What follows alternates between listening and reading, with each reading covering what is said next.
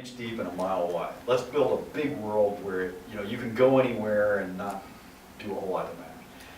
I don't do that. I mean, I'm all about small, tight maps, inch wide, mile deep. And so there's so much depth in these maps. It's like, I need to find a way to convince, gamers that it's okay to be a mouse and a rabbit for a little while. And not just a guy who wears, sunglasses and a trench coat in the middle of summer. And if people can get past that prejudice, if they can just say, okay, I've been a fat little plumber and I've been a blue hedgehog and, I've been an orange cat thing with a robot buddy. It's okay for me to be a mouse for a while. They're going to find depth here, I think, that'll surprise them. So with that, I will just let you guys ask. If you don't have any questions, I will just keep talking. I'll warn you right now. Yeah, actually, you were just talking about that. I mean, do you think the game would be, how different would the game be if it wasn't Mickey Mouse and Disney? I mean, it seems like you'd probably make the same kind of game, but... I'm not sure I would have. No one's asked me that before. When I first approached Disney, Junction Point was an independent, developer. I had frankly, Deus Ex with serial numbers filed off concept I was working on. I had an epic fantasy game that I've been waiting about 15 years at the time to make in a world that my wife and I created through, but we created for a comic company many years ago. I was going to do something more sort of traditional, I guess, in terms of tone and content. It's actually been working with Disney that has sort of, kind of got me thinking about, wow, maybe I should make a different kind of game. It's partly just getting older and wanting to do something different, but it was like watching Tangled, and with my wife, we're solid older middle-aged couple, and looking at a grandfather and a grandson sitting right in front of us, and a young married couple sitting in front of them, and a guy with his daughter sitting over. I mean, it's like, and then I sat down with John Lasseter, the Pixar guy. Right? Does anybody need to know who John is? Okay. And he said, at Pixar we make entertainment for everyone. We don't think about target audiences and that sort of stuff. And I literally had a Spielberg moment, like from Jaws, where the camera's zooming in and dolling out at the same time, and the world is warping all around me. And I just said, why can't a game do that? And so I think, I probably would have done something different if I weren't working for Disney. But I'm really glad that I was working for Disney and I'm working for Disney, and that it sort of showed me another way. I don't know. It's interesting. I don't know if I would go back now. Once you get a taste of making a game that really genuinely does appeal to kids and adults, boys and girls, men and women, it's hard to go back. Pop in and explore the world. And so, what kind of things are available? You said you can explore areas that you couldn't really access before with a second player. So what kind of things are out there? Well, I kind of want to let players find that out for themselves, so I don't want to get too specific. And it's not like we created specific co-op things. Okay. But like, you will, as you walk through the world early on, don't go showing them too much stuff. You'll see things like way up high or off in the distance, and like just have no idea how to reach those things.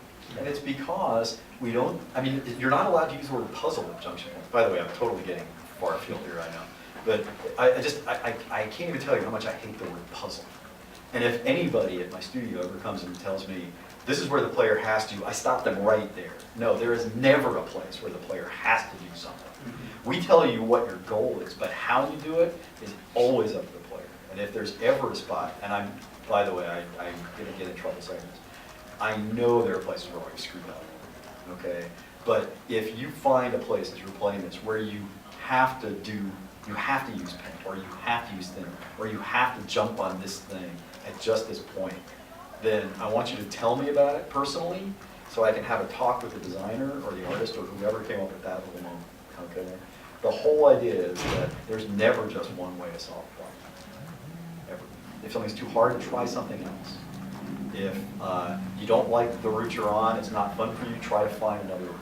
I missed that jump. I fell down and I thinned the trees to create a ramp for myself. I can't even tell you how it frustrates and infuriates me that most games, like if you're not good enough to fight your way past a problem, you stop playing. we work in a medium that doesn't, that should actively discourage that kind of thinking, and we don't do it all the time. Yeah, it was interesting. I think the decision to go we exclusive was absolutely the right call. Put yourself in my place. 2005, you started thinking about Mickey Mouse as a video game hero.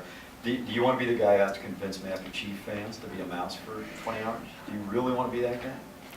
Probably not. But having said that, when our initial mandate was a multi-platform game, and there was a magical and there's another one of those Spielberg moments actually, where the guy who ran Disney Interactive at the time came to me and said words that no other publisher has ever said to me. What does it take to make the game of the year? And I'm not saying we succeeded as a note, okay? But to have any chance at all, you've got to have enough time and money to compete. Not spending the time and money guarantees failure, okay? And I said, it'd be nice to be able to focus on a single platform, because then you can design right to the map. And he's looked at me and said, what do you think about the Wii? And that was when the world shifted under me. And ultimately I decided it was the right call, because we were trying to reach a broad audience, not target a specific audience. And where was the broad audience in 2005, 2006, 2007? It was only on the Wii. So now to actually answer your question, a couple things have happened since. One is we shipped the first game, and very quickly, journalists, gamers who didn't have Wiis started coming out of the woodwork saying, hey, this is kind of interesting. We don't know if we're going to like it, but we'd sure like the chance to play it. So I know there's interest from people on those platforms. And the other thing that's happened is, and I'm sure Sony and Microsoft will tell you this, and they're thrilled about it, the sort of broader audience with price drops and just sort of, 5 years, or whatever it is, they're just, the broad audience, the mainstream audience is actually migrating to those platforms now. So the audience exists for it. I know there's interest. It's not like I have to wonder. And so the time seemed right. Yeah. Have you taken a look at the Wii U yet? Any thoughts or? Yeah, I've looked at it. I'm going to give you a big no comment on Disney Epic Mickey 2 and the Wii U. But don't let me completely derail this conversation. I actually think the most interesting thing going on in gaming right now is the idea of tablets in some form, mobile devices in some form, displaying on that big screen and talking to other devices, on the way to that big screen. And so I think it's amazing and cool that Nintendo is approaching it from a typically Nintendo unique direction, and Apple is even sort of in the mix. We all have, a little supercomputer in our pockets, more powerful than the computers that we created, 3 on. And this is now talks to a big screen, and with the smart glass stuff. It's amazing. I think the Wii U is a really interesting piece of hardware, and if I had to pick the one thing do not assume you know anything about what I am working on as I say this, or any official Disney policy, all right? But I think the most interesting thing to me personally right now is, how do I use this or a tablet to engage with something like that? I am totally jazzed about messing with that, and I'm hoping someone gives me the time and money to do that. And Vita as well. Oh yeah, absolutely. Sorry. I love my Vita. I've got, I didn't think of that, but you're right. I've thought of that in the past. I didn't think of it right now. Just correcting you. Yeah, no, trust me, people on my team do know. Anything else? I did actually have another question. So with co-op being emphasized, I've noticed, and especially in contrast to the first game, that moral decisions more or less are very black and white. It's A or B. It's paint or thinner. So there's not a lot of middle ground or depth to that, other than different consequences that each route can wield. Now, you have 2 different players who can have 2 different mindsets. How do you combat that predicament? I could be Oswald and I want to thin things, or do the equivalent of thinning for what Oswald does, while I want to paint things as Mickey. How do you combat that scenario? Well, okay, there are 3 things there. You might have to remind me of the question. Yeah. Okay, but here's the, no, I got it. When I get distracted, I might forget, so I forget to tell you. First of all, I think you'll find surprising depth. I really do. The interesting thing for me is not about games that tell you what's right and wrong. I mean, I've said it before, I'll say it again, the only morality system that matters is the one between each player's ears, okay? And I'm constantly having to remind the designers that we never judge the player. That most of the people making choice and consequence games now, and thank God there are finally lots of them around, you know, they give you a meter. I mean, they say, we want you to rules lawyer this. We want you to min-max it and be a grognard. You know, if I could start using all those old, you know, wargaming terms. Like, I don't want to do that. I don't want to tell you what I think is right and wrong, what I think is dark and what I think is light, what I think is good and what I think is bad. Who cares what I think? What matters is what you think.